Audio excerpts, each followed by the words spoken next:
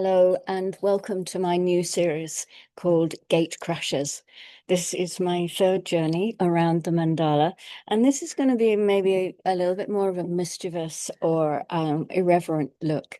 I have done my first one, my first series around the wheel was quite more of a teaching, and then my second journey around the wheel that I've just finished was written in conscious language, so I had an entirely different feel about it, a very different approach.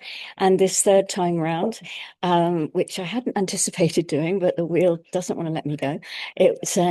This is more, as I say, more of an irreverent look, more of a little sort of fun look at the different characters that maybe personify each gate.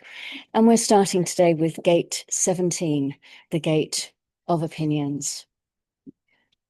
Gerald had opinions the way other people had furniture.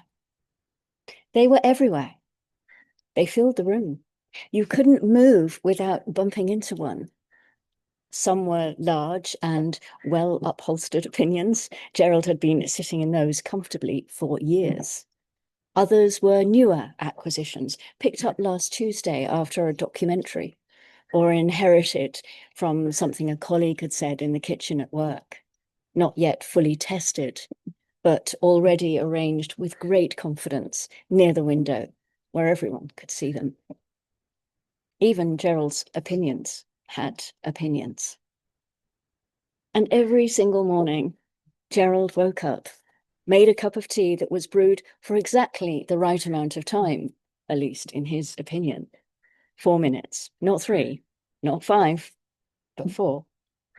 And he surveyed the world with his quiet satisfaction, the satisfaction of a person who has, once again, worked everything out. The thing is, Gerald wasn't stupid. Far from it. Gerald actually had a genuinely extraordinary mind. One of those minds that notices patterns before anyone else does.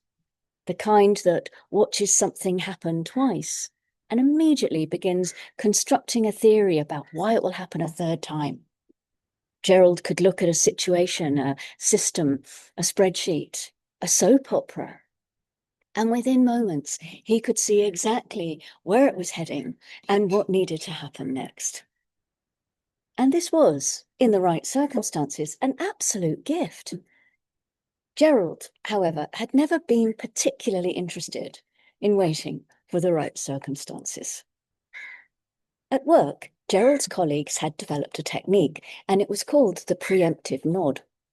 You deployed it the moment Gerald drew breath, a slow, considered nod that said, I see where you're going. That's very interesting, Gerald, in the hope that feeling heard might satisfy Gerald enough to conclude the opinion before it reached its third subclause. This approach did not work. Gerald, upon receiving the preemptive nod, would simply take it as encouragement and continue, and now with additional footnotes.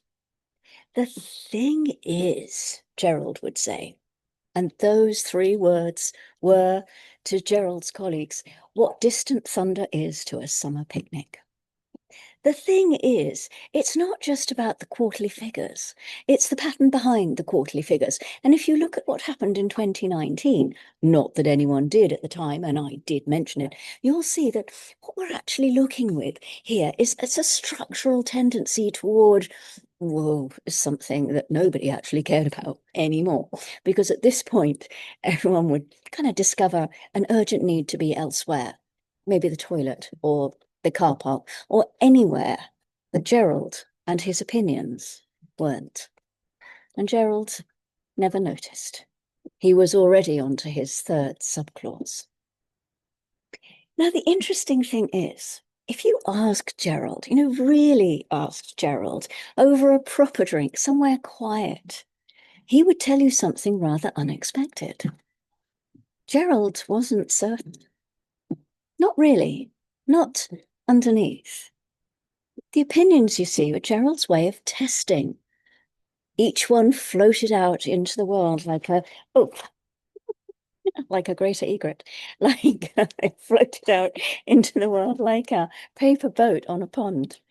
And Gerald watched carefully, secretly to see if it held up, to see if someone pushed back with a genuinely good counter-argument. And then the opinion would quietly shift. If new information arrived, Gerald would fold the piece of paper, would fold the old position away with barely a murmur. And a new one would appear in its place, freshly pressed, presented with equal confidence. You've got to see this, look. Okay, this has got nothing to do with Gerald and his opinions, but look at all of this does. Isn't that fantastic?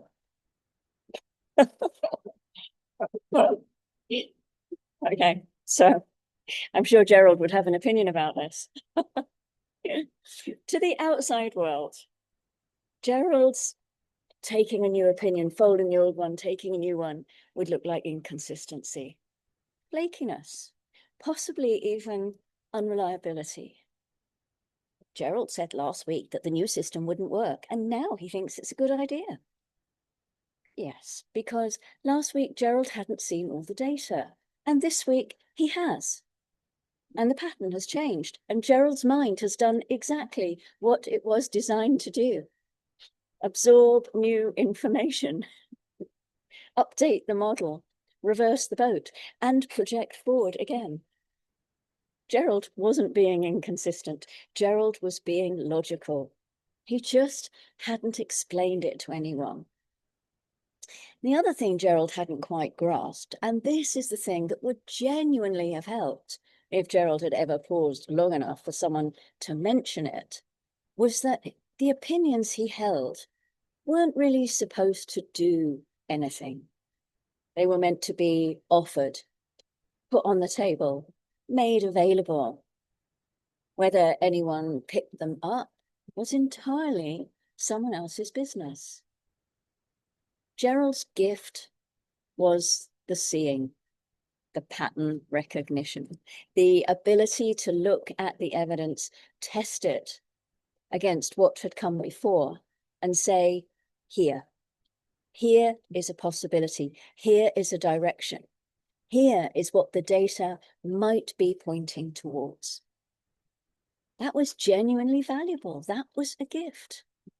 But a gift left on someone's doorstep without it being invited or without knocking, it's just an object that they're going to fall over on their way out to get the milk. And Gerald had been leaving an enormous number of objects on an enormous number of doorsteps. Because Gate 17's real currency isn't the opinion itself, it's the moment of recognition, that particular quality of attention that says, yes, I see that you see something. Tell me. That's the invitation. And when it arrives, something shifts. That same insight that bounced off the ceiling at Tuesday's meeting lands cleanly, travels somewhere, actually does something. Not because the opinion has changed, but because the soil it landed in did. Without the invitation, Gate 17 is just very confident weather forecasting for people who never asked about the weather. So the shift for Gerald, when it came quietly. He was at a dinner party, the kind with good wine and the sort of conversation that meanders pleasantly through the evening like a slightly tipsy river.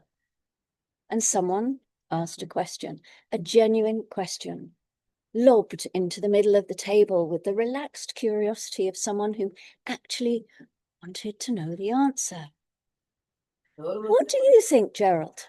You've always got an interesting angle on these things. And Gerald opened his mouth and stopped.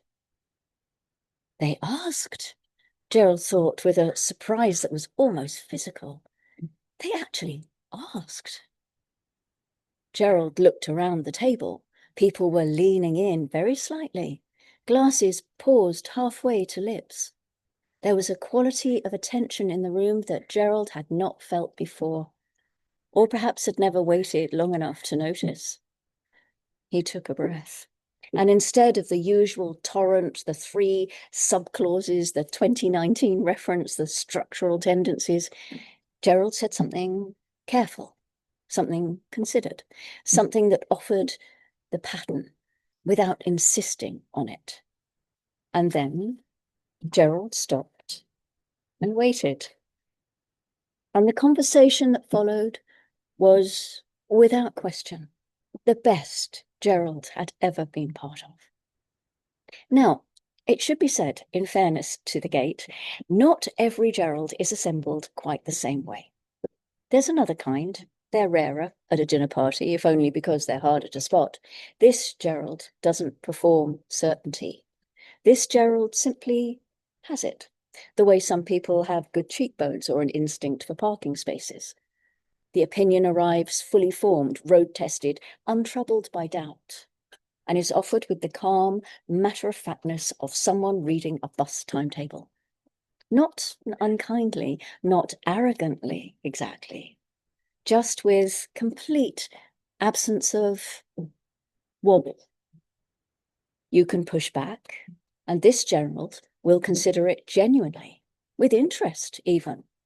Logic, after all, demands testing, but if the counter-argument doesn't hold up, this Gerald will tell you so, with the same mild certainty with which they've told you everything else. There's no defense happening here because there's nothing that feels under threat. It is, depending on your perspective, either extremely reassuring or mildly frustrating. Our Gerald, it should be noted, found it mildly frustrating, if not mildly infuriating, mostly because it looked so effortless.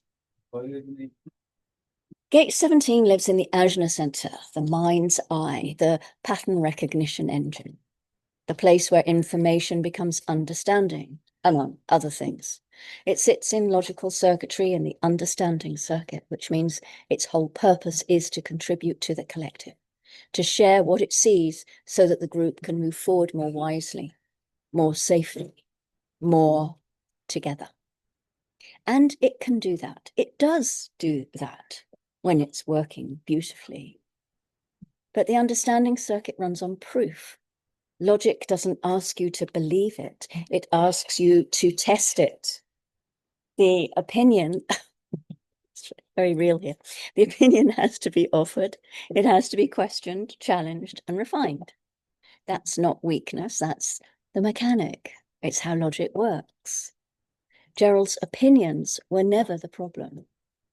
The timing was the problem, the waiting or the not waiting, the difference between an insight offered in response to an invitation and an insight fired into a room like a starting pistol at a rate that nobody had agreed to run.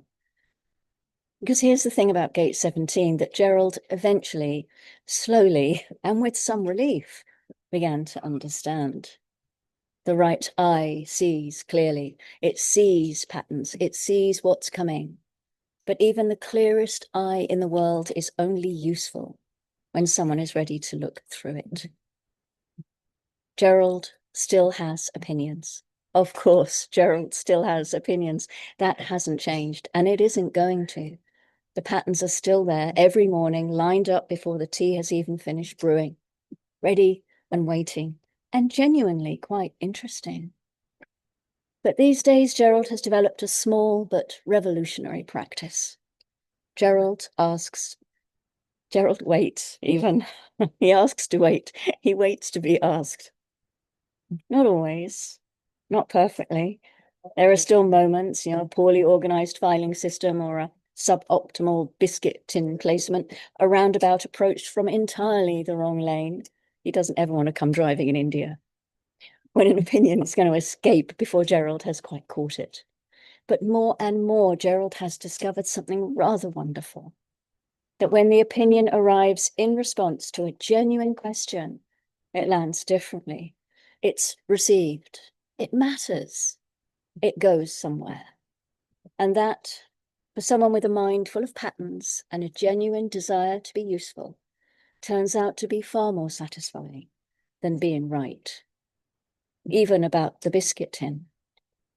Especially about the biscuit tin. Thank you for joining me on my new, slightly chaotic journey around the wheel, the Gatecrashers. I think I have Gatecrashers here. And I look forward to seeing you next time And until then, as always, love yourself wildly and go gently.